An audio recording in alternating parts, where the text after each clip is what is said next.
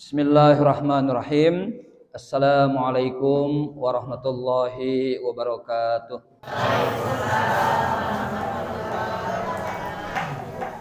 Alhamdulillahirabbil alamin. Wassalatu wassalamu ala asyrafil anbiya'i wal mursalin sayyidina Muhammadin wa ala alihi wa ashabihi wa man tabi'ahu bi ihsanin ila yaumiddin. Raditu billahi rabba wa bil islami dina wa bi Muhammadin nabiyya wa rasula. Alhamdulillah, saya tanpa mengurangi rasa hormat kepada para ustadz, para ajengan, kiai yang biasa menyampaikan, izinkan saya mungkin tidak menggurui Bapak Ibu ya. Baik. Tapi mari kita berbagi, nanti boleh berdiskusi ya tentang tema yang menurut saya sangat penting. Fiqhul ikhtilaf kalau bahasa Arabnya.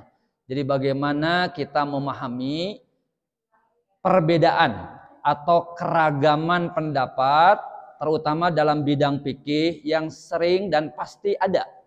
Nah, seringkali ini jadi masalah di kita. Pasea gara-gara beda misalnya kunut subuh atau tidak, pasea gara-gara misalnya cara takbiratul ihram, mengangkat kalau dalam ibadah sholat dan lain-lain.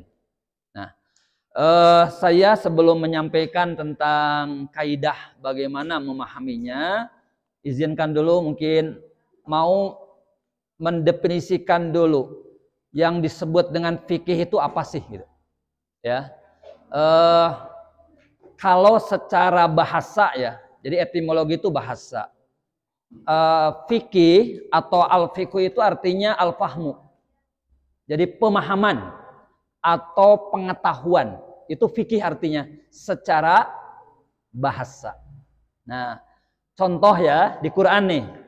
Kalau Bapak Ibu membuka surah 11, surah Hud ya, ayat 91, ini ucapan kaum Nabi Syuaib.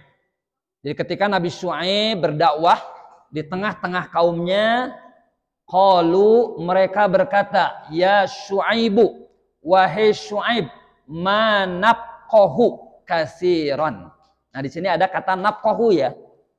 Yang itu satu akar kata dengan kata fikih. Kalau fikih kan kata benda, tapi nafqahu itu kata kerja. Apa kata mereka? Kami tidak mengerti kasiran, banyak. Berarti fikih itu secara bahasa pengertian, pemahaman, pengetahuan. Nah, itu contohnya di Quran. Terjemah kata fikih. Nah, contoh kedua, surah At-Taubah ayat 122. Ayatnya sering didengar oleh kita semua ya. Apa yang dimaksud oleh ayat ini? Sepatutnya orang-orang mukmin itu tidak semuanya pergi ke medan perang. Jadi jangan semuanya jihad di medan laga, di medan perang. Tapi kata Allah, hendaknya ada dari setiap golongan di antara orang beriman satu kelompok yang mereka tidak pergi ke medan perang, tapi tinggal bersama Rasulullah. Ngapain? Liyatafaqahu fiddin. Memperdalam pengetahuan agama. Nah, kalau bahasa sekarang, Bapak Ibu, jadi kita itu harus ada apa? Pembagian. Aya nu bidang hukum, orang Islam, peryogi. Aya nu bidang profesinya bisnis, pengusaha, kedah aya. Aya nu di dalam bidang memperdalam ilmu agama, para ulama, para kiai, peryogi. Nah, jadi jangan semuanya pergi ke medan perang. Siapa nanti yang mempelajari, memperdalam pengetahuan agama? Liyatafaqahu.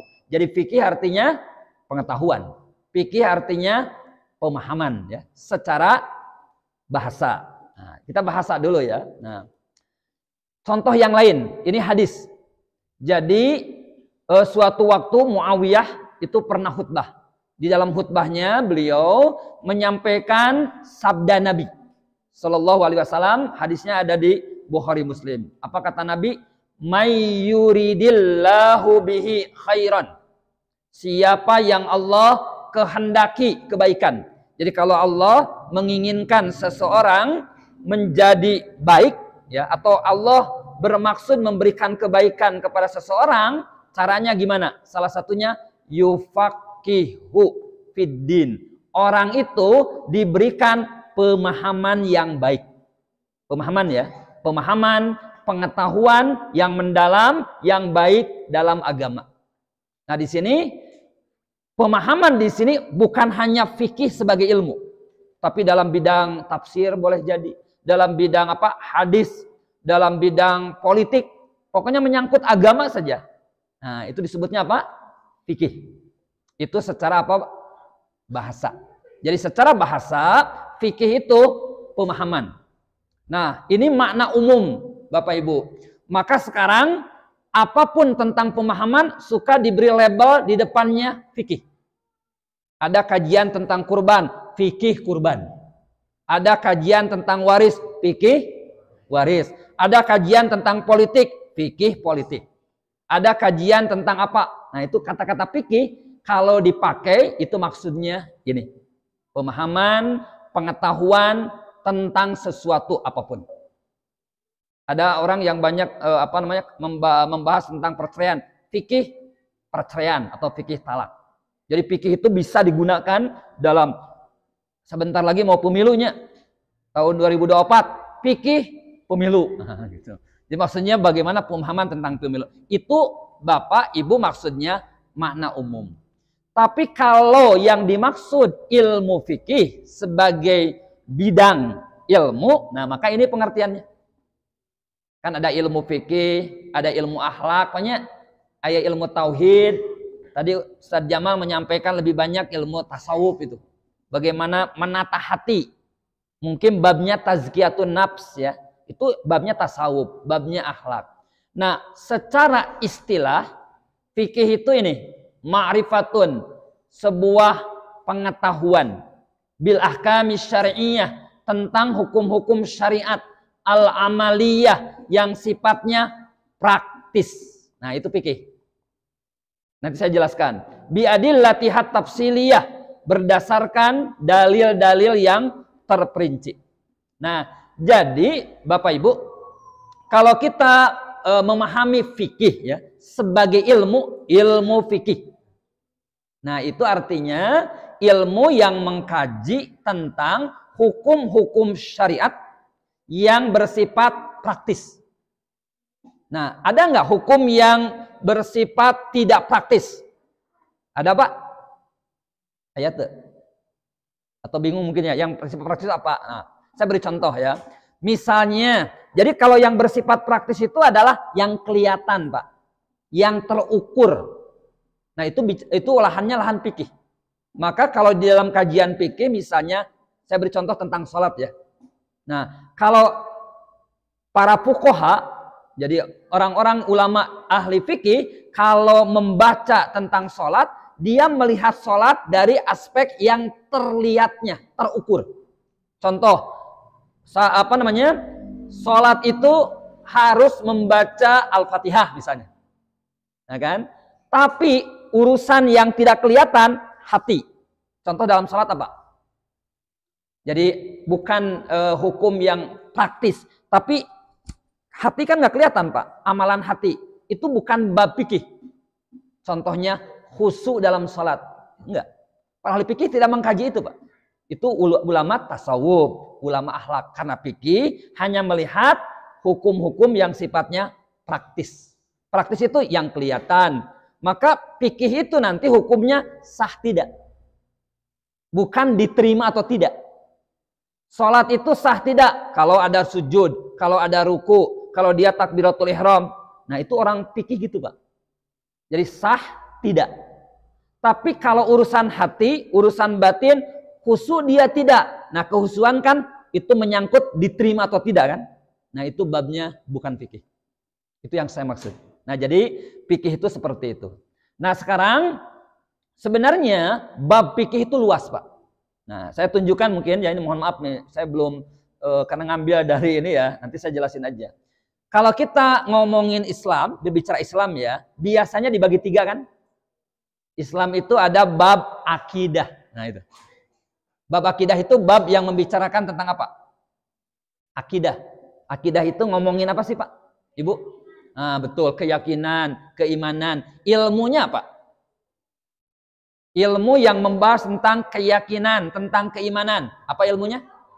Betul, Pak. Ilmu tauhid. Ada juga yang menyebut ilmu akidah ada.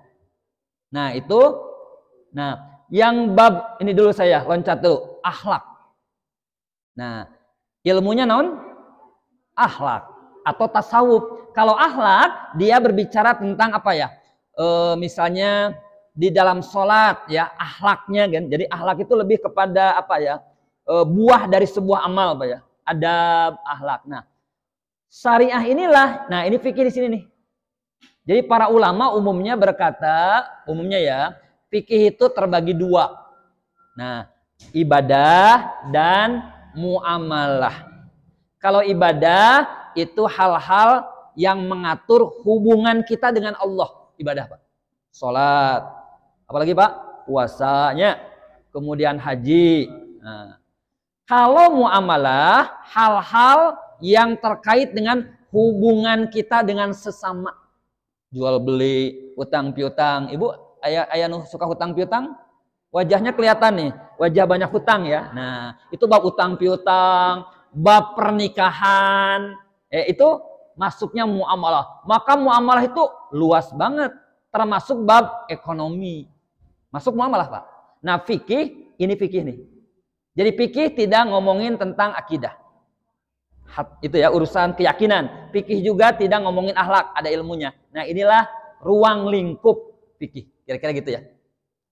Nah, sekarang sumber fikih itu dari mana sih sumbernya? Sebenarnya sama, Pak. Sumber ajaran Islam itu ada berapa, Bapak Ibu? Bukan, sumber ajaran Islam. Al-Quran, hadis. Dua aja atau ada tambahan? Apa, Pak? Mbak? Apa? Ijtima. Kalau ijtima mah biasana, ijtima mah pas iya Kang. Pas meru'yat suka ada ijtima konjungsi. Mungkin bukan ijtima. Ijma. Nah, cuma ijma itu bagian dari ijtihad. Jadi secara gampang, nah saya tunjukkan ayatnya. Ini dalil, jadi ajaran Islam, Pak, dalam hal apapun, dalam hadis, di dalam kajian apapun, termasuk fikih, rujukannya ini. Ya ayyuhalladzina amanu atiiullah, kan? Wahai orang-orang yang beriman, taatilah Allah. Pertanyaannya, Pak, bagaimana cara kita mentaati Allah? Atau taatilah Allah itu kan kita mentaati aturan Allahnya. Aturan Allah ayatnya di mana? Aturan, ketentuan Allah ayatnya di mana? Al-Quran. Maka kalimat taatilah Allah sama dengan jadikanlah Quran sebagai rujukan. Nah, maka tadi nomor 1 Al-Quran. Di sini tidak ngomongin Quran kan, tapi maksudnya Quran. Yang kedua, taatilah Rasul Nabi Muhammad SAW. Bapak Ibu, kita taunya ucapan Rasul, perbuatan Rasul, persetujuan Rasul dari mana? Betul, dari hadis. Nanti hadis melahirkan sunnah. Nah, maka sumber hukum yang kedua hadis. Quran, hadis. Yang ketiga, jangan lupa wa ulil amri minkum. Taati ulil amri. Nah, ulil amri itu pemimpin, Pak. Betul ya? Yang memiliki kekuasaan atau pemimpin. Kalau urusan negara berarti Pak RT, Pak, Pak RW, Pak Wali Kota, Pak Gubernur, Presiden. Itu pemimpin dalam urusan negara. Wajib taat sepanjang mereka tidak menentang. Nah, kalau di dalam urusan agama, pemimpinnya siapa namanya? Ulama, atau bahasa ininya mujtahid. Mujtahid, Pak. Nah, para mujtahid, para ulama yang mereka berpikir keras melahirkan hukum. Nah, hasil produk para mujtahid namina ijtihad. Berarti sumber hukum ayat tilunya. Hiji, Quran. Kedua, hadis. Tiga, ijtihad.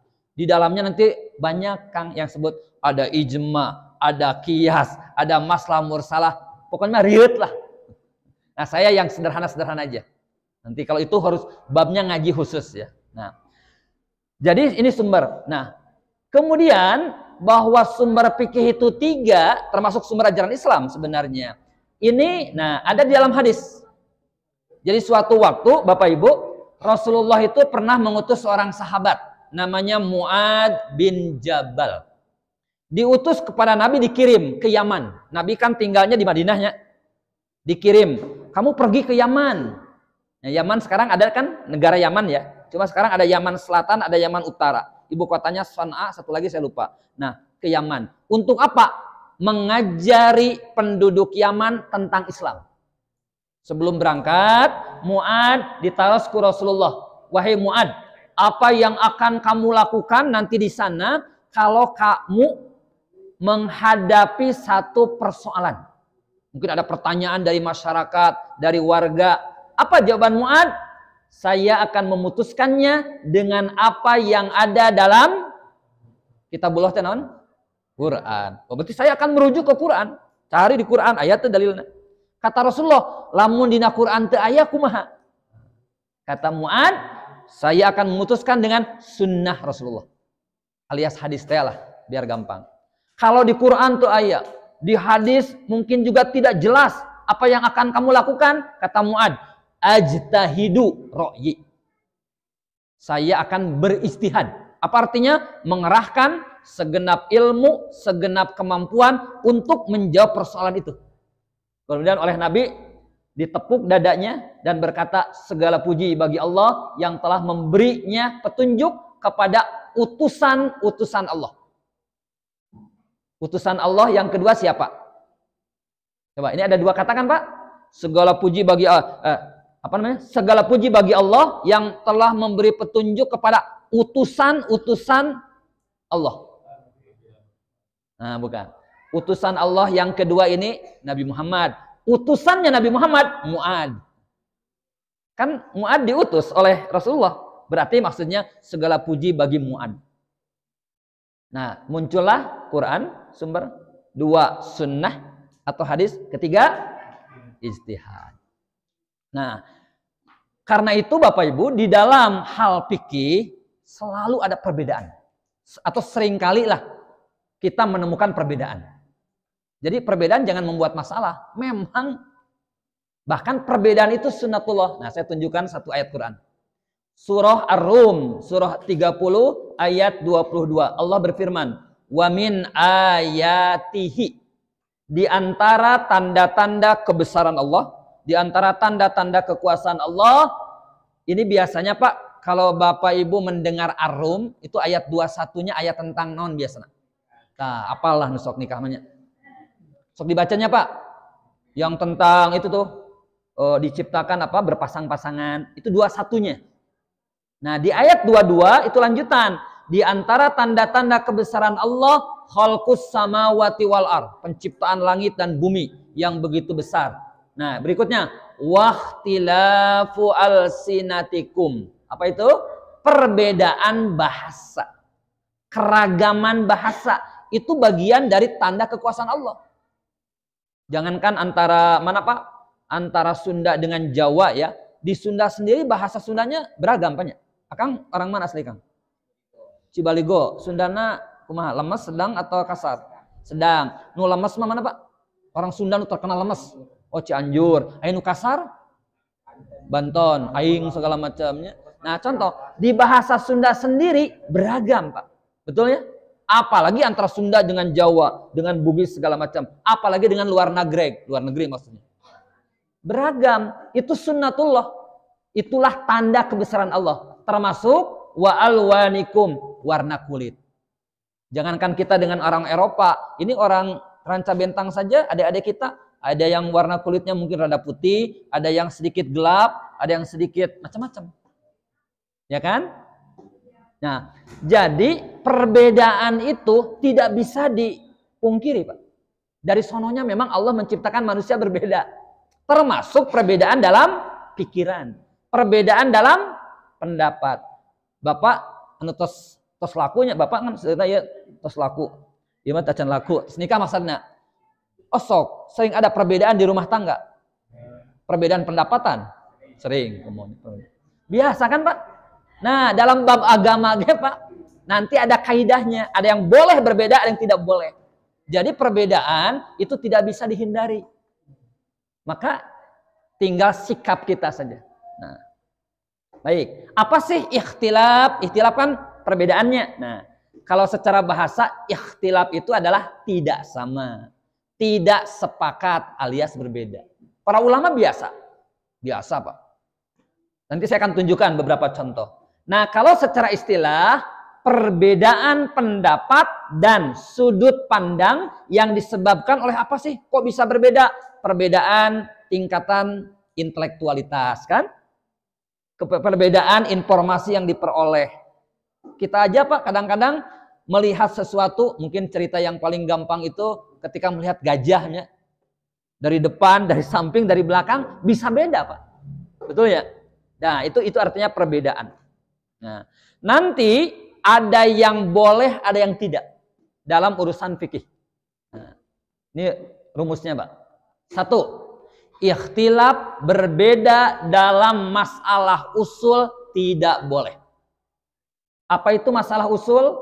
Hal-hal yang sifatnya pasti, qat'i, jelas disepakati oleh para ulama. Naon contohna? Contohna naon, Kang?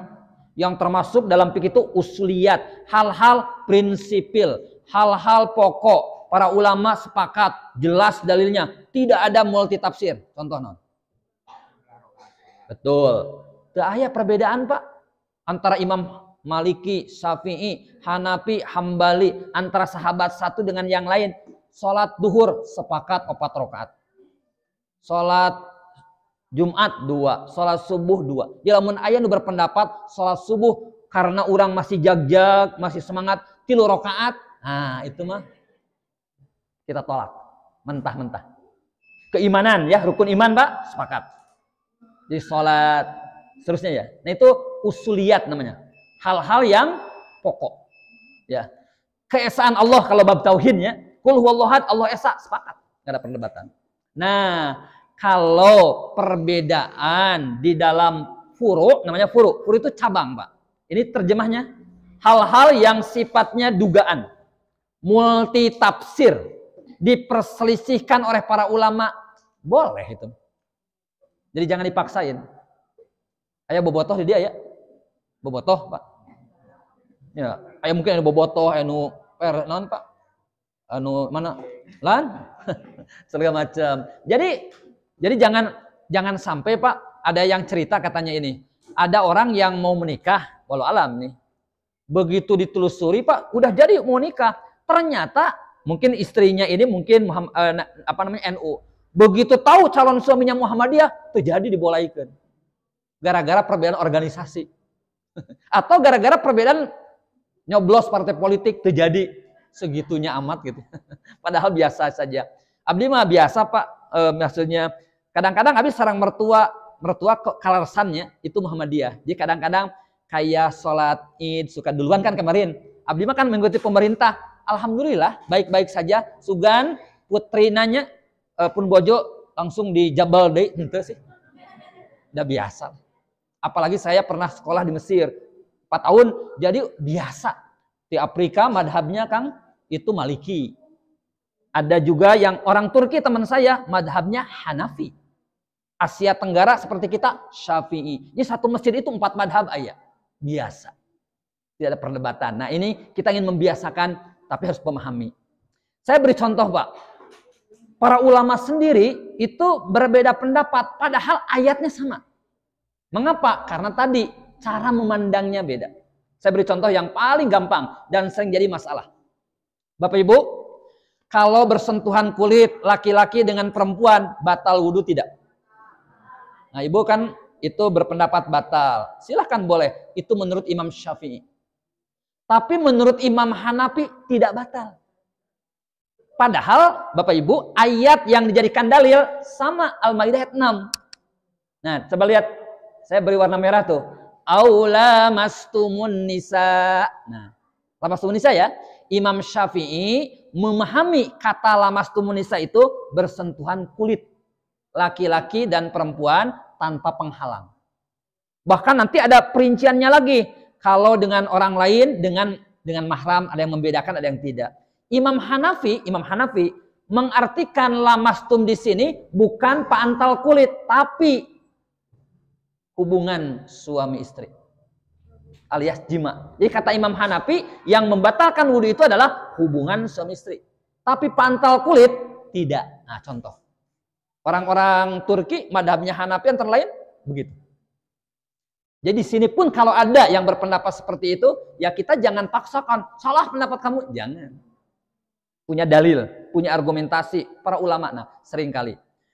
Bahkan di kalangan para sahabat aja dulu itu perbedaan pendapat sudah muncul, Pak. Cuma enaknya di zaman sahabat, kadang-kadang kalau mereka bingung langsung ke nabinya ditanyain. Kalau orang kan nabinya tos daya. Nah, jadi bingung akhirnya yaitu seperti itu ya. Nah, saya beri contoh. Para sahabat sendiri sepeninggal Rasul terutama seringkali beda pendapat. Nah, coba saya akan tunjukkan satu ayat. Al-Baqarah 234. Ayat ini orang-orang yang mati di antara kamu, ini yang matinya laki-laki perempuan. Tahu dari mana taunya? Nah, tuh baca terus. Dan betul, pintar gini kan? Meninggalkan istri. Berarti yang wafat siapa, Pak? Suami atau istri? Suami meninggal dunia. Nah, berarti si ibu jadi janda kan? Kalau mau menikah lagi, kata Allah, jangan langsung, harus menunggu. Namina masa iddah, Pak. Menunggu kan? Kalau mau nikah lagi. Berapa lama? Nah, kata Al-Quran, Al-Baqarah 234, 4 bulan 10 hari. Qat'i, Pak. Jangan dikutak-atik. Ah, cina 4 bulan berapa? 5 poe, tidak biasa. 4 bulan 10 hari. Ibu di dia aya anu ya, aya anu Jabar 2 ya. Jabar 2 terang Jabar 2, janda beranak 2. Jabar 2 janda beranak 2, Kang. Jabar 1-nya lain gubernur Jabar 1, janda beranak 1. Maksudnya gini, ada yang janda? Ah, tuh kudu ngaku lah, toh salahnya bisa era. Pokoknya kalau seorang istri ditinggal wafat oleh suaminya, jangan langsung nikah, nggak boleh. Harus menunggu. Nah, 4 bulan 10 hari. Berarti ayat ini berbicara tentang iddah wafat namanya. Iddah wanita yang ditinggal wafat oleh suami. 4 bulan 10. Baik, sudah ya? Jelas. Sekarang surah At-Tolak ayat 4. Wa ulatul ahmal ajaluhunna ayyadana hamlahunna. Perempuan-perempuan yang hamil, perempuan hamil, Pak. Iddahnya kata Allah sampai melahirkan. Wanita yang hamil iddahnya sampai melahirkan. Sekarang saya mau nanya nih.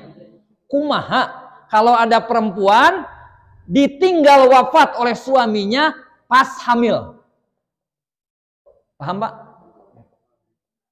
Ditinggal wafat oleh suaminya, Pak, pas hamil. Iddahnya sabaraha? Sampai melahirkan atau 4 bulan 10 hari?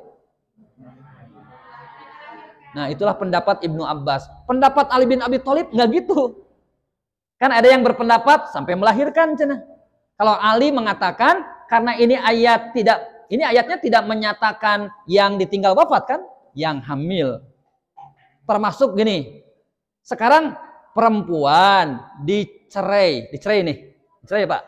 Lagi hamil. Lagi hamil kan? Dicerai. Sampai iddahnya sampai kapan?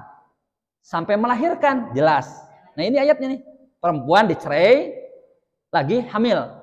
Sampai melahirkan. Tapi sekarang ditinggal wafat, hamil. Ini yang diambil atau yang atas? Gimana? Ibu mau ngambil yang mana? Yang atas. Ibu mengambil yang atas. Kunaon ibu ngambil yang atas? Nah, di sini Pak, zaman dulu para sahabat aja beda. Ada yang mengatakan ngambil ayat kedua sampai melahirkan. Tapi Ali, Pak, Ali tidak menggabungkan dua ayat ini. Kata Imam Ali, dilihat waktu yang terpanjang di antara keduanya. Waktu yang paling lama. Bisa 4 bulan 10 hari kan bisa.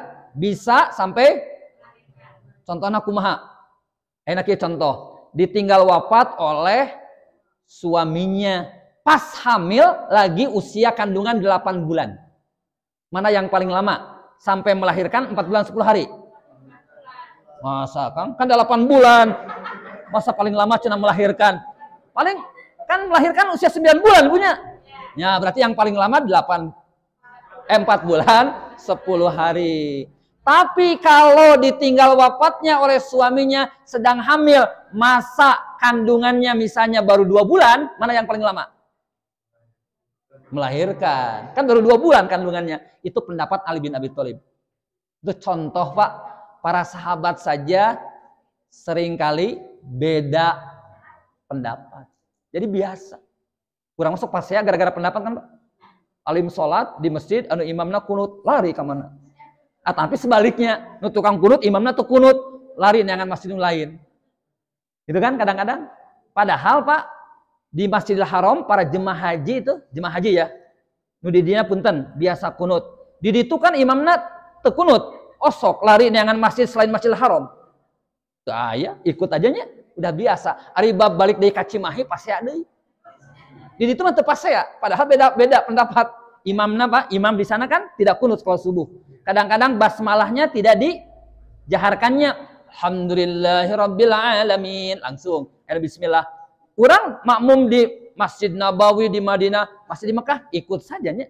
Tapi di dia kadang-kadang jadi masalah. Padahal sarua wae kadang-kadang gitu. Baik, nah sekarang kita mulai masuk nih. Adab ikhtilaf. Nah, ini nih kaidah-kaidahnya. 1, kita itu harus punya keikhlasan dalam mencari kebenaran. Nah, apa ukurannya Pak? Ikhlas dalam mencari kebenaran atau menerima kebenaran? 1, 2, 3, 4. Nah, saya mungkin nanti langsung beri contoh satu-satu aja biar gampang ya.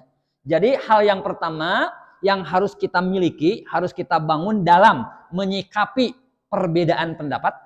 Perbedaan pendapat ya, keragaman sepanjang jelas ada dalilnya gitu ya. Apalagi perbedaan pendapatan.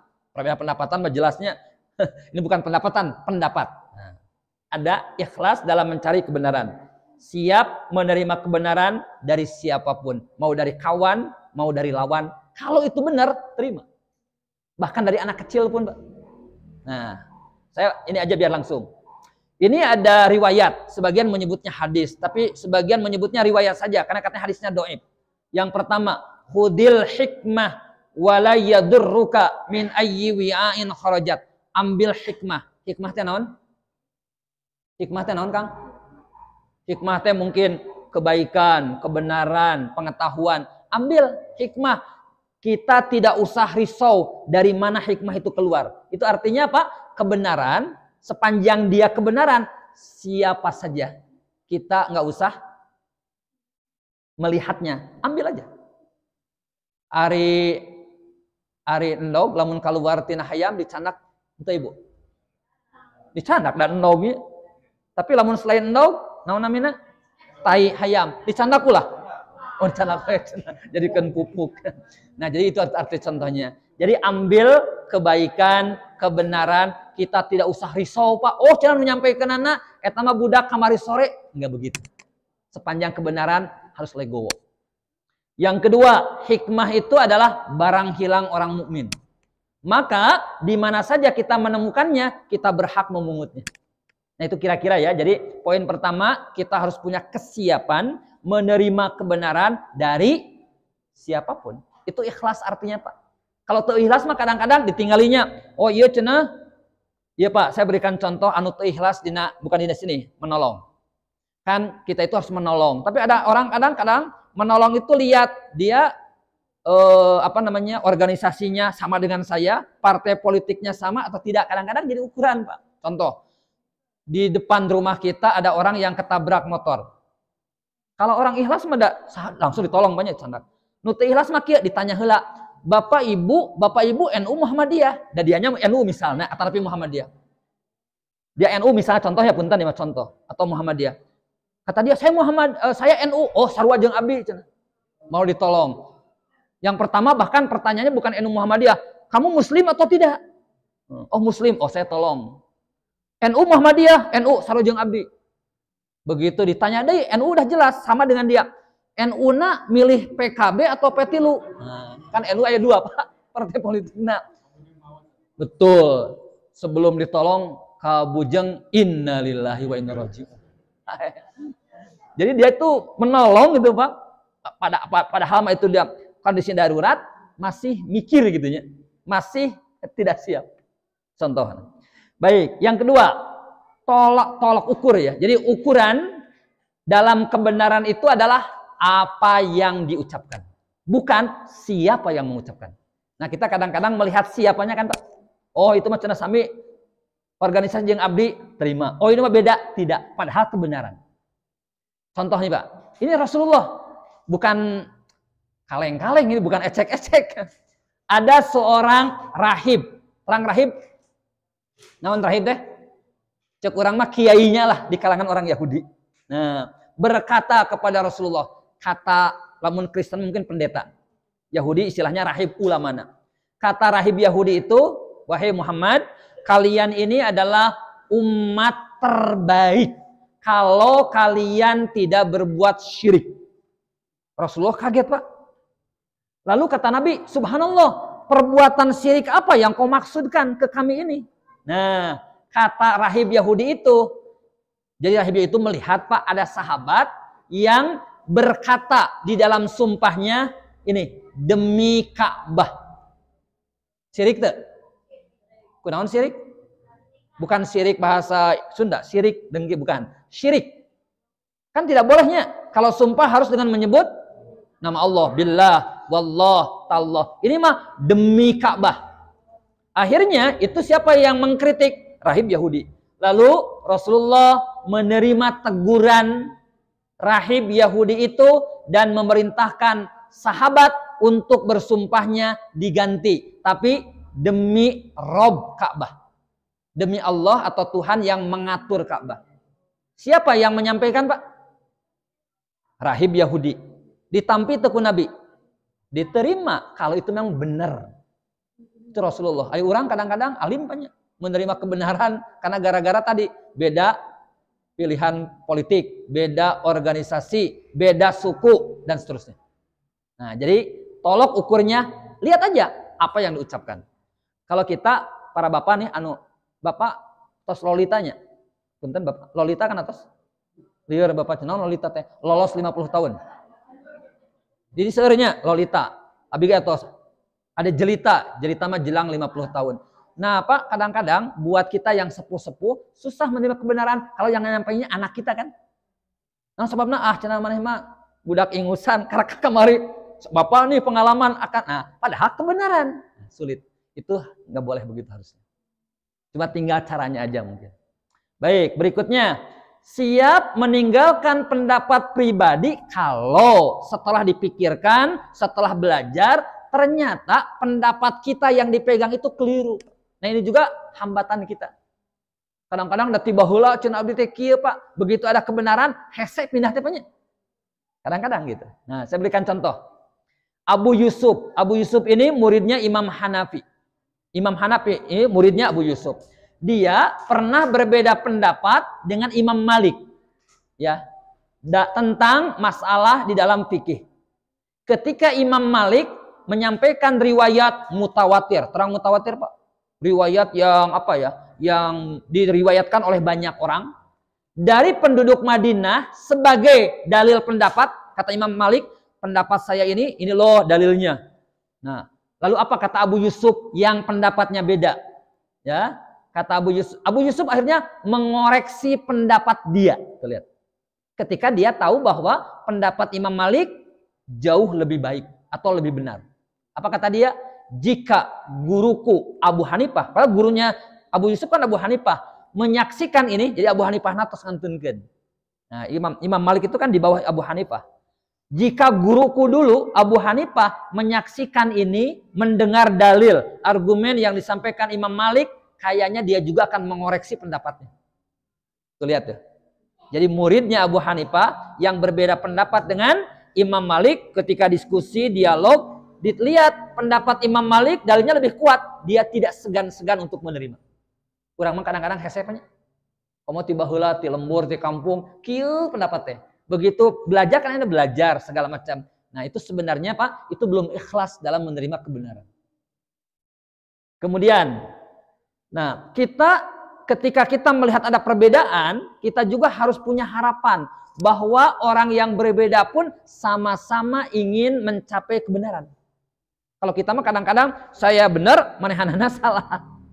Nah, Hatim Al-Asam berkata, kata dia, aku punya 3 hal untuk mengalahkan lawan bicara aku. 1, aku senang jika ia benar. Yang kedua, sedih jika ia salah. Ketiga, aku jaga diriku agar tidak menzolimi dia. Urang mah kadang-kadang Pak, batur salah teh atoh. Padahal kalau batur salah kedah sedih. Nah, batur benar kedah senang. Berarti kita juga. Nah itu.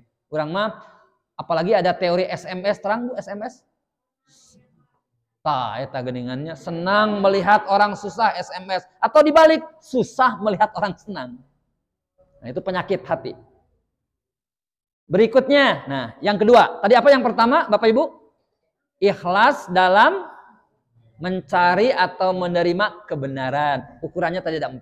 Nah, yang kedua, keinginan yang kuat untuk bersatu dan berjamaah.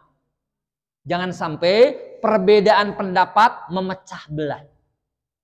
Harusnya tetap boleh berbeda pendapat, tapi jangan sampai ukhuwah ini tercabik-cabik, terkoyak. Kita harus berusaha ingin selalu berjamaah, bersatu, sekalipun berbeda, kan bisa aja. Buktinya Bapak Ibu, suami istri suka berbeda. Cerai itu. Cerai itu gara-gara beda pendapat segala macam. Tuh alhamdulillah. Berarti kan jalan sanajan berbeda dalam pendapat segala macam. Saya ngajar mahasiswa, kadang-kadang beda pendapat, Pak. Sugan dikeluarkan beda pendapat. Imam Ahmad, contoh perbedaan pendapat dalam fikih. Imam Ahmad itu, Bapak Ibu, pernah berpendapat wajib wudu saatos dibekam. Aya anu sok dibekam di dia? Nah, atau gini pertanyaannya, bekam membatalkan wudu tuh? Nah, cek ibu hentenya, mungkin pendapat Imam Syafi'i. Kalau Imam Ahmad berkata, batal. Jadi ketika orang berbekam kena wudu, sahur Imam Ahmad. Nah, ketika beliau ditanya, wahai Imam Ahmad, kalau ada seorang imam, pendapatnya beda, bahwa bekam tidak membatalkan wudu. Si imamnya, berarti kan tuh wudu setelah dibekam si imam. Anda kan berpendapat membatalkan. Apakah kamu akan tetap jadi makmum di belakangnya? Kan harusnya Pak kalau secara teori teu sah salatnya. Si imam eta naon sababna? Teu wudu. Karena pendapat Imam Ahmad batal. Tapi imamnya berpendapat tidak batal. Apa kata dia? Subhanallah. Apakah kita tidak mau menjadi makmum Sa'id bin Musayyib dan Imam Malik? Imam Malik mengatakan tidak batal. Coba lihat tuh.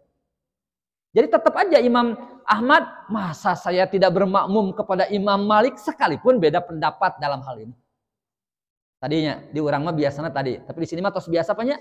Anu sok kunut ketika imamna teu kunut kabur teu? Insyaallah alhamdulillah teu. Atau sebaliknya, kan itu. Nah, saya akan berikan contoh. Nanti aja ya tentang bab kunut ini. Itu yang kedua. Nah, yang ketiga, Pak. Dalam cara menyikapi perbedaan adalah kita harus bersikap objektif dan adil termasuk terhadap pihak yang berbeda. Jadi Allah dalam Quran surah Al-Maidah 8 mengajarkan kepada kita, wahai orang yang beriman, kalian ini harus menjadi orang yang selalu menegakkan kebenaran karena Allah. Saksi keadilan, jangan kebencianmu terhadap satu kaum mendorong kita tidak berbuat adil. Berarti kita harus tetap adil sekalipun ke apa sih? Ke siapa? Ke musuh, ke orang yang berbeda pendapat, tetap harus adil. Saya beri contoh nih. Ceritanya sangat populer. Pernah ini ada seorang perempuan dari suku Makhzumiyah di zaman Rasulullah. Jadi suku Makhzumiyah, Ibu, sukunya bukan suku bahasa Sunda ya. Suku bahasa Sunda mah kan kaki, Pak. Suku itu artinya apa? Kabilah. Dari kabilah Bani Makhzumiyah, ini dia terpandang mencuri. Kalau mencuri dulu di dalam Islam dipotong tangan kan? Nah, tapi ini Pak, tokoh-tokoh masyarakat ini, tokoh-tokoh suku ini, kabilah ini lalu datang menemui orang yang dekat dengan Rasulullah. Maksudnya ngalobi Nabi lah supaya Rasulullah ulah menjatuhkan hukuman potong tangan kepada wanita suku Makhzumiyah. Kata mereka, apa kata dunianya kalau kita ini ada anggota kita yang dipotong tangan, malulah kita. Nah, disampaikan, saya agak lupa nih siapa yang ininya, sahabat Nabi. Ceritanya disampaikan ke Rasulullah, Rasulullah lalu bersabda begini, Pak. Demi Allah, kalau Fatimah putriku mencuri, saya akan potong tangan dia. Apa artinya? Nabi tetap adil, objektif, menerapkan satu hukum sekalipun ke kalau kita mah kadang-kadang nggak punya. Oh, itu mah cina balad, CS-nya, besti cina. Tidak adil. Kemusuh kadang-kadang, padahal benar kita bersikap tidak adil. Nah, jadi harus objektif, Pak. Lihat aja, bukan orangnya, tapi pendapatnya. Sekali lagi gitu. Nah, ada satu ucapan atau kalimat, Pak. Berlaku adil dan benar dalam menghukum dalam segala hal. Kemarahan kita kepada orang lain jangan membuat kita lupa kebaikannya. Sebaliknya, rasa suka kepada seseorang jangan menutup mata dari keburukan. Objektif saja. Kalau dia benar, benar. Kalau dia ada kesalahan, kesalahan. Itu ya, itu prinsip yang keberapa tadi? Kedua ya. Nah, ketiga, ada juga ucapan katakan yang benar meskipun pahit untuk diri kita atau orang yang terdekat dengan kita. Gitu ya. Ini lagi satu lagi ya, karena waktu nanti mungkin kita diskusi. Abdul Razak bin Hammam ini penyusun hadis Rasulullah, Pak. Dia yang menyusun, menulis. Jadi itu tabi'in atau tabi'in ya, di bawah sahabat. Pernah berkomentar buruk terhadap Umar bin Khattab yang menurut dia dianggap kurang sopan terhadap Rasulullah. Nah, oleh Imam Az-Zahabi, Abdul Razak ini dikritik. Kata Imam Az-Zahabi, Pak, ini suatu yang besar. Jika engkau diam, tentu itu lebih baik. Dan Umar lebih tahu adab terhadap Rasulullah. Meskipun demikian, nah kata Imam Zahabi, kita mohonkan ampun kepada Allah untuk kita dan Abdul Razak. Beliau orang yang terpercaya.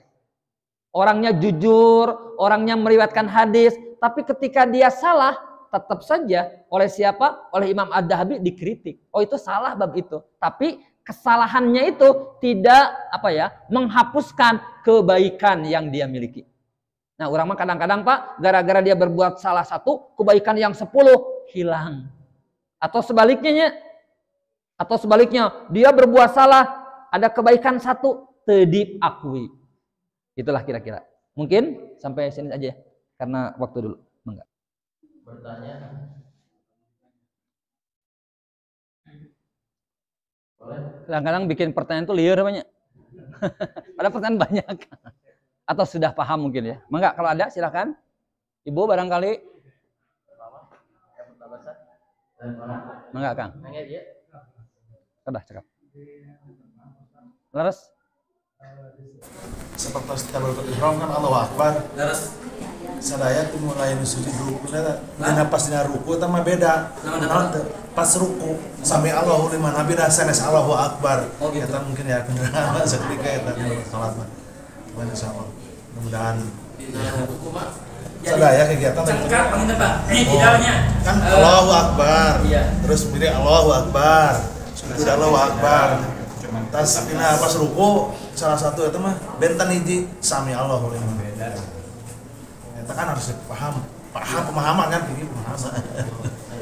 Iya betul. Jadi tidak Allahu Akbar gitu kan. Setiap gerakan pakai Allahu Akbar, cuma badan pas sakit, cuma sami Allah gitu aja. Iya, betul. Ruku kan sami Allahu liman hamidah, sanes Allahu Akbar. Iya. Baik. Ini maksudnya mungkin ini ya, apa namanya Kang? Fikih salat ya. Nah, saya tunjukkan dulu. Sebenarnya bukan jawaban yang paling gampang. Jawaban yang paling ini memang dari sononya begitu. Artinya Pak, untuk aturan bangkit dari ruku yang disebut dengan i'tidal, memang Nabi mengajarkannya sami Allahu liman hamidah. Tidak Allahu Akbar gitu. Jadi tidak ada dalil yang kita temukan bahwa kalau i'tidal namanya kan i'tidal ya, itu membaca takbir. Nah, takbiratul ihram itu bukan takbiratul ihram. Takbir itu Pak dibacanya ya. Saya tunjukkan ini dulu. Bentar. Ini untuk takbiratul ihram. Kalau Bapak mau nanya hadisnya kan lihat tuh. Kata siapa? Abdullah bin Umar, saya melihat Nabi memulai sholat dengan bertakbir. Beliau, nah ini yang agak beda Pak. Jadi itulah yang disebut dengan takbir pembuka atau bahasa kitanya takbiratul ihram. Itu hadisnya ya. Nah, tetapi nah ini yang saya sebut ikhtilaf. Cara mengangkatnya atau posisi itu sependek yang saya baca Pak ada 2 minimal. Nabi itu pernah mengangkat tangannya dalam takbiratul ihram sejajar dengan bahu alias pundak. Coba lihat yang saya beri warna merah tuh lihat. Beliau mengangkat kedua tangannya ketika bertakbir dan menjadikan kedua tangannya sejajar dengan pundak. Berarti gini kira-kira ya. Nah, ada yang suka gini takbirnya? Jangan disalahin. Sejajar dengan pundak kan? Allahu Akbar. Nah, ini hadisnya yang dipakai. Itu ya. Ini singkat aja dulu. Nah, yang kedua atau ini dengan telinga. Ini hadis yang kedua. Ada yang Allahu Akbar telinga sejajar. Nah, ini hadis dari Malik bin Huwairis. Rasulullah kalau bertakbir mengangkat kedua tangannya dan sejajar dengan kedua telinga. Masing-masing ada hadisnya kan? Dan itu dipraktikkan oleh Rasul. Ini contoh. Kita ya enggak. Bapak mau sejajar dengan ini, berarti Bapak mendasarkan dua-duanya sahih, Pak. Ini hadisnya yang tadi saya sebutkan Bukhari kan? Ini riwayatnya Abdullah bin Umar. Tapi kalau yang sejajar dengan kedua telinga, ini ada di Sahih Muslim. Perawinya Malik bin Huwairis. Nah, pertanyaannya, yang tidak boleh itu 2 cara dalam satu sholat. Allah karena menggabungkan nggak boleh. Ini jadi gimana? Rasul memang begitu kemungkinan kata para ulama memang Rasul pernah mempraktekkan 2 cara ini. Ketika suatu waktu dilihat oleh Malik bin Huwairis sejajar dengan telinga, tapi ketika dilihat oleh siapa?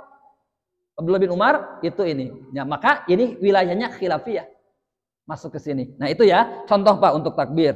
Tapi kalau bahkan ini lebih detail ya nanti aja mungkin. Kalau mau dibahas boleh ini. Tapi saya mau ini fokus ke pertanyaan Bapak, yakni doa iftitah Pak, berarti sekarang ruku ya. Oh, saya aja banyak Pak.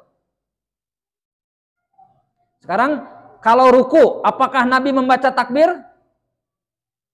Kan tadi Pak, 1 takbiratul ihram ya Pak ya. Yang kedua berarti bentar, biar cepat. Ketika rukunya Pak, ketika ruku baca takbir ya? Ketika ruku, amin. Nah, mana ruku nih sebentar. Lan? Enggak, ini ruku dulu. Nah, ini ruku ya. Poin 12 tuh. Jadi ruku mengangkat tangan seperti takbiratul ihram sambil mengucapkan Allahu Akbar. Bungkukan badan, luruskan punggung, pandangan tertuju pada tempat sujud, jemari tangan direnggangkan sambil memegang lutut. Nah, nanti bacaannya biasanya ini ada beberapa pertanyaan ini. Nah, sekarang bangkit dari ruku. Nah, lihat. Caranya mengangkat kedua tangan sampai takbiratul ihram, bacaannya tidak Allahu Akbar. Hadisnya memang begitu. Tapi sami Allahu liman hamidah. Jadi kalau ditanya tadi memang Nabi Pak mengajarinya takbir itu 1 dibaca kalau takbiratul ihram, kedua saat ruku. Nah, kemudian bangkit dari ruku sami Allahu liman hamidah, mau sujud dan yang lainnya takbir. Itu aja yang membeda. Hadisnya memang seperti itu. Nah, bahkan ini Pak, di sini ada perbedaan pendapat. Bapak suka melihat kalau kita jadi makmum ya. Imam kan baca sami Allahu liman hamidah ya. Pertanyaannya, makmum baca tidak? Nah, sebagian berpendapat tidak. Sebagian ada yang membaca juga. Yang itu khilafiyah babnya. Memang kalau nah ini contoh. Mungkin nah ini Pak, lihat. Kenapa sami Allahu liman hamidah? Nah, ini hadisnya. Rasulullah apabila berkata membaca sami Allahu liman hamidah dan mengangkat kedua tangannya dan berdiri tegak, ini yang disebut dengan i'tidal. Nah, jadi i'tidal itu ini Pak. Nah, di sini apa namanya?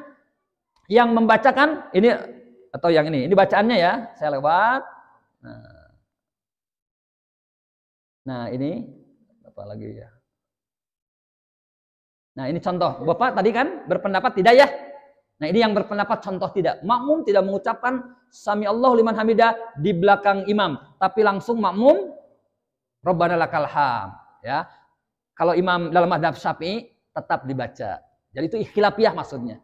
Nah, itu contoh. Jadi kesimpulan pertanyaan Bapak tadi, memang Rasulullah tidak membaca Allahu Akbar kalau i'tidal, tapi membacanya Sami Allahu liman hamidah. Begitu. Wallahu alam. Enggak. Ini Pak Ustaz ada mengenai masalah membaca sholat. Mungkin waktu sholat kita mengikuti imam, jadi sambil mungkin di belakangnya dalam hati atau sambil mengikuti atau menerjemahkan yang dibaca oleh imam.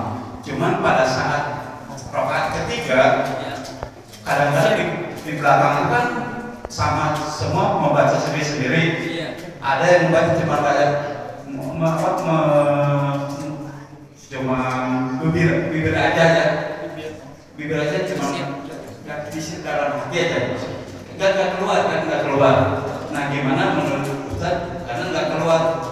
Kadang-kadang bacaan juga dari mulai basmalah sampai itu di wasol enggak, tapi Bismillahirrahmanirrahim kan gitu kan cepat gitu kan. Nah, gimana Ustaz kalau membaca dalam hati cuman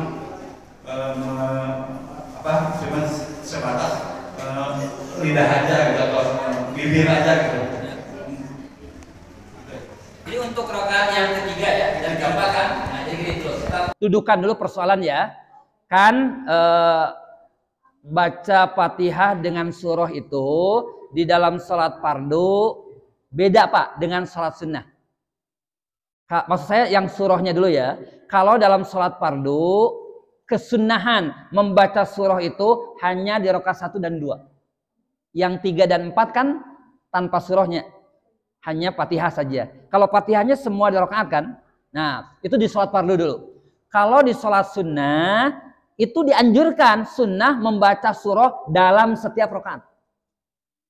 Nah, jadi kalau untuk salat fardu hanya 1, 2, 3, 4-nya tidak disunahkan langsung. Tapi salat sunnah Pak, berapapun rakaatnya itu disunnahkan juga membaca surah. Nah, sekarang kembali ke pertanyaan Bapak. Berarti di dalam rakaat ketiga atau keempat ya, terutama dalam salat yang jahar, kalau salat yang 1-2-nya kan mungkin kita mendengarkan bacaan imam. Nah, ketiga dan keempat, imam dan makmum wajib baca Fatihah. Hukumnya ya Pak, wajib baca Fatihah. Nah, kalau cara atau teknis membaca ya, itu misalnya iya, artinya di dalam hati bahkan itu tidak ada persoalan. Atau mungkin menggerakkan itu artinya membaca Pak ya, kalau Bapak membaca, cuma tidak jahar mungkin sir. Itu boleh silahkan. Yang penting membacanya tetap. Jadi tidak diam, tidak malaweng, baca Fatihah tetap rakaat ketiga dan keempat, dan itu berlaku untuk imam dan makmum. Nah, kalau rakaat 1 dan 2 itu nanti khilafiyah. Makmum wajib nggak baca Fatihah? Nah, itu debatable-nya. Ada yang cukup mendengarkan, ada yang membaca sambil mengikuti, dua-duanya ada argumentasinya. Tapi untuk 3 dan 4 sepakat. Jadi makmum pun membaca Fatihah gitu ya. Nah, cara membacanya jahar ting ulah Bismillahirrahmanirrahim gandengan gitu ya. Jadi itu mah mangga apa boleh. Untuk teknisnya ya.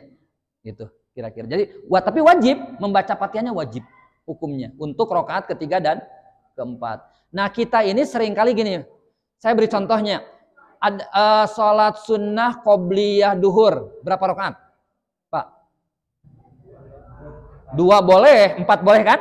Hadisnya ya, ada beda. Nah, sekarang pertanyaan saya, kalau Bapak Ibu mengambil pendapat, misalnya atau bukan mengambil pendapat, melaksanakan qobliyah duhur 4 rakaat. Panjang mana rata-rata atau lama mana sholat kita qobliyah duhur 4 rakaat dengan duhurnya yang 4 rakaat? Biasanya kita lama mana?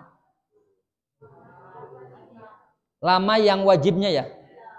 Padahal secara teori harus lama yang sunnah loh. Kenapa? Baca Fatihah di 4 rakaatnya, baca surah 4-4-nya.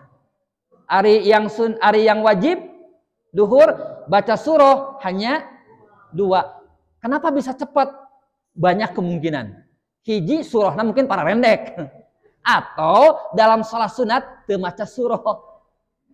Kadang-kadang kita dalam salat sunat kan, nah ibu langsung Fatihah saja. Padahal teorinya sunnah. Bahkan di dalam setiap rakaat. Nah gitu. Jadi kalau secara teori, taruhlah membaca surahnya yang sama lah ya. Berarti harus lebih lama salat sunnah, Pak. Karena ada kan bacaan rukunya sama, sujudnya sama, Fatihahnya sama, ada iftitah sama, surah 4 kali loh. Nah kita, maksud saya, kadang-kadang surah itu sok ditinggalkan dalam salat sunnah. Padahal itu hukumnya sunnah sama dengan wajib. Cuma dalam wajib hanya 2 rakaat. Gitu. Ya. Mungkin satu lagi dari Ada bonus. Oh ada tuh. Oh tuh ibu.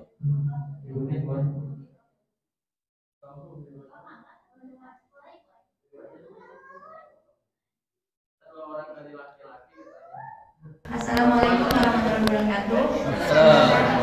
Pak Ustadz, bolehkah kita memakai 2 fikih, misalkan di satu waktu kita wudu dengan bersentuhan dengan suami batal, terus yang di lain hari misalkan tidak batal, itu boleh nggak? Itu mencela-mencela. Saya langsung jawab Bu ya. Nah itu di dalam kajian keilmuan namanya itu, kok sudah lupa ya, ada istilahnya talfik. Nah, ingat, talfik itu artinya memilih beragam pendapat. Nah ini memang khilafiyah. Ada yang mengatakan kalau beda beda ibadah gitu ya, misalnya zakat dengan ini, ada yang membolehkan. Ada juga yang tidak membolehkan. Jadi katanya kalau dalam wudunya sapi, kada sapi semua. Ininya Hanafi, kada Hanafi semua. Sebenarnya kalau secara teori hukum, kalau kita yakin, oh dalam bab itu yang lebih kuat ini, dalam yang ini boleh, sebenarnya boleh. Nah, sebenarnya boleh secara prinsip. Karena kita basisnya adalah dalil. Kan? Oh ini dalilnya lebih kuat dari hadis. Piraku akhirnya, sebenarnya boleh. Cuma para ulama sebenarnya biasanya begini Bu, untuk kalangan awam, orang awam ya, yang dia tidak bisa mengerti dalil, sebaiknya mungkin, nah itu biasanya. Tapi kalau kalangan orang-orang seperti kita yang bisa membaca, mempertimbangkan, pada dasarnya adalah kekuatan dalil yang kita pegang. Begitu. Jadi artinya saya kesimpulan, talfik itu tidak dilarang pada prinsipnya. Tapi ada memang sebagian ulama untuk orang awam sebaiknya jangan begitu. Khawatir dia milihnya karena yang paling mudah ibu. Ayo mah lebih gampang, ambil. Nah bukan gitu. Ya mah cenah bab ieu paling enak, ambil. Nah bukan selera gitu. Jadi kalau selera tidak boleh. Selera Kang. Oh iya mah dia diambil teh non anu enak-enakna nu gampang-gampang nawe gitu ya. Nah itu tidak. Tapi kalau dasarnya adalah karena menurut dia ini pendapat dalil yang paling kuat, itu silahkan. Wallahu alam, kira-kira gitu ya. Itu. Assalamualaikum warahmatullahi wabarakatuh. Izin bertanya Pak, mungkin tadi sedikit disinggung ya sama Ustaz yang satu lagi. Bagaimana kalau misalkan kita sebagai mahasiswa kan dituntut untuk merias diri gitu. Namun pada waktu sholat mungkin kebanyakan wanita memilih untuk membeli make up yang waterproof, tahan air. Nah, jadi kan agak sulit ya kalau misalnya untuk wudhu gitu. Nah, hukumnya bagaimana Pak gitu? Apakah wudhunya sah atau tidak? Terima kasih. Ya, pertama begini ya, kalau memakai make upnya dulu, sepanjang bahannya halal, ya kan? Tidak ada bahan-bahan yang haram, pada dasarnya silahkan. Nah, cuma ini problemnya terkait wudhu. Wudhu itu kan harus ini Pak ya, kena dengan ini. Kalau si make upnya itu bahannya menghalangi, ya bermasalah. Maka caranya bermake up ya, iya gitu. Kalau sudah bermake up atau wudhu dulu, baru setelah wudhu bermake up gitu. Dulu ada pertanyaan kadang-kadang, apapun sebenarnya bukan hanya make up. Cuma saya kurang tahu apakah bahan make up itu memang menghalangi air ke kulit atau tidak. Nah itu saya kurang paham karena saya bukan perempuan ya, tidak suka bermake up. Tapi teorinya begitu, harus ini, maka hati-hati. Jadi jangan sampai, jadi mungkin menurut saya sih karena ini kesahan ya di dalam ibadah, jangan apa ya, aduh cina ada mahal make upnya 500.000. Nah, jadi akhirnya gitu. Jadi itu memang harus begitu. Ya, maka atau gini, cari bahan make up yang apa tidak apa namanya? Ya, tidak menghalangi. Nah, saya kurang tahu. Silahkan aja konsultasi dengan ahli make up lah. Atau cari. Ustaz, kalau ada apa? Kalau tato kayak gitu gimana Ustaz? Nah, kalau tato sebenarnya gini. Misalnya, tato juga saya kurang tahu bahannya, tapi anggaplah ada seseorang yang bertato, Pak. Bertato mungkin zaman jahiliyah baheula segala macamnya. Lalu sekarang mau memperbaiki diri. Nah kan, ternyata si tatonya itu dari bahan yang menghalangi kulit. Para ulama berkata, itu mah dimaafkan. Tidak usah sampai dinaon deh, Pak. Disetrika, dihilangkan. Kan ada yang ekstrimnya. Itu kalaupun yang ekstrim silahkan. Tapi dalam bab itu sebenarnya dimaafkan. Jadi misalnya tatonya, karena kalau misalnya dihilangkan sulit, segala macam, dibiarkan saja. Para ulama menyebutnya itu dimaafkan, sudah. Nah tapi kalaupun ada usaha atau ikhtiar ya, yang itu tidak memadorotkan, itu jauh lebih bagus. Begitu. Ya permanen kan banyak. Kalau make up enggak kan ya, setahu saya begitu. Yang mana Pak? Iya, betul. Karena permanen, ya makanya tadi ya. Kan ada orang sekarang juga yang gini Kang, yang tato itu dengan dihilang-hilangkan. Caranya saya kurang tahu kan, bahkan ada kelompok yang itu. Nah sampai sebenarnya di dalam agama, kalaupun tidak dihilangkan, dia dalam sholat segala macam itu sudah dimaafkan gitu. Tapi apalagi kalau dengan menghilangkan itu memadorotkan, membahayakan segala macam. Tatomanya hari make up mana begitu. Nah jangan gara-gara make up kemudian persoalan wudhu menjadi bermasalah. Sekalipun make upnya 1 juta kan, jangan begitu. Wallahu alam. Assalamualaikum warahmatullahi wabarakatuh. Ustaz, mau nanya tentang perbedaan tentang perempuan yang sedang haid. Pertama, bolehkah masuk masjid atau tidak? Dan yang kedua, bolehkah membaca Al-Quran atau tidak? Ya. Assalamualaikum warahmatullahi wabarakatuh. Perempuan banyak, nah, tapi nggak apa-apa, kita juga harus tahu. Satu, tentang masuk masjidnya dulu. Nah, di dalam Quran itu kan ada ayat surat apa ya? Au abiri sabilin. Nah, jadi atau abir sabilin itu apa? Melewati gitu banyak. Nah, para ulama mengatakan gini Pak, ada yang memang melarang ya, apalagi sampai duduk, sampai berdiam. Kalau sekedar lewat tidak mengapa. Tapi sebagian ulama yang lain juga mengatakan boleh saja asal apa namanya Pak? Kalau bahasa dulunya itu asal darahnya itu terkendali, tidak ucrat-acret. Ada yang sampai berkata begitu. Kalau ingin, jadi misalnya gini, apalagi itu daruratnya harus ke masjid segala macam. Atau ada yang mengambil jalan tengah. Jalan tengah itu dia tidak dalamnya misalnya mendengarkan tapi di luar. Jadi itu babnya bab khilafiyah sebenarnya. Sama. Jadi ada ulama yang mengatakan tidak boleh, ada yang mengatakan boleh gitu ya. Untuk apalagi kalau sekedar lewat. Nah, dan lewatnya asal jangan disengaja. Bikul head, lewat we gitu. Itu artinya ada keperluan, ada kepentingan. Dari mana dalilnya? Dalilnya begini.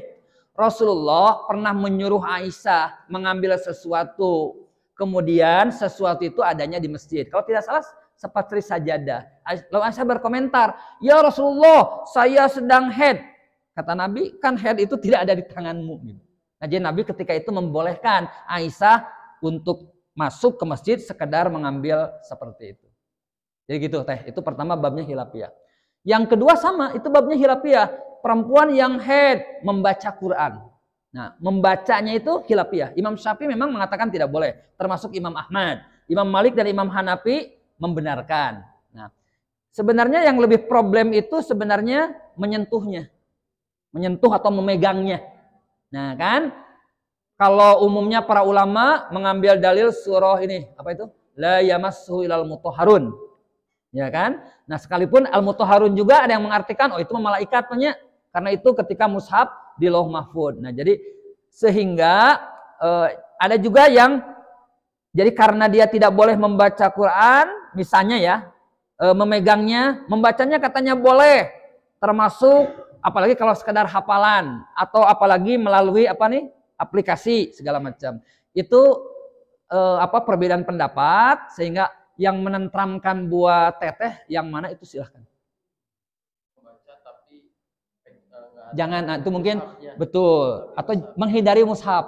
Jadi jangan, kalaupun misalnya berpendapat boleh membaca ya, hindari dari mushaf langsung.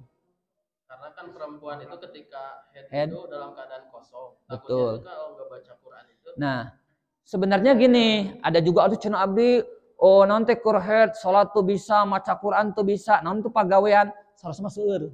Kan dikir boleh. Bahkan menyiapkan makanan buat suami juga kita pasti senang semua apanya. Itu juga amal soleh. Jadi sebenarnya tidak ada alasan kalau alasannya begitu ya. Alasannya oh cenah abdi seakan-akan ibadah teh terbatas. Enggak juga sih. Sholat memang nggak bolehnya, tapi hal-hal yang lain masih bisa. Berzikir kan dibolehkan. Nah, tapi kalaupun kita berpendapat misalnya boleh membaca Quran, mungkin menurut saya jalan tengah, hindari pakai mushaf. Hindari pakai mushaf. Bisanya dari mana tuh? Kalau ini kan, ini ada aplikasi kan, Bapak Ibu, di dalam handphone.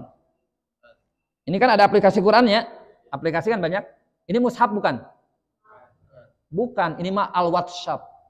Mushaf. Jadi kata para ulama, kalau kita baca Quran dari sini, ini bukan mushaf, maka perlakuannya beda dengan mushaf. Bukan, kalau mushaf kan yang itu loh. Kalau ini mah aplikasi fisik. Nah, jadi ini statusnya bukan mushaf. Maka ketika tidak punya wudhu itu dibenarkan segala macam, gitu ya. Nah jadi mungkin solusinya begitu. Kalau ingin baca Quran, jadi khilafiyah. Kalau misalnya mengambil pendapat yang melarang, sudah tidak baca, tinggal ganti saja dengan aktivitas yang lain. Misalnya aktivitas lain kan banyaknya, Pak, membaca buku juga bagus, nata rumah juga bagus, masak buat suami bagus, sedekah juga bagus kan ketika head. Kalaupun mau mengambil pendapat yang membaca Quran, nah saran saya mungkin hindari dari mushaf. Karena itu ada perdebatan di sana. Apalagi kalau dianggapnya sebagai dzikir, membaca, maksudnya hafalan. Itu kan perempuan misalnya yang hafalannya, yang orang yang hafal Quran ketika masa haid berarti maca Quran gitu kan. Nah, walau alam seperti itu.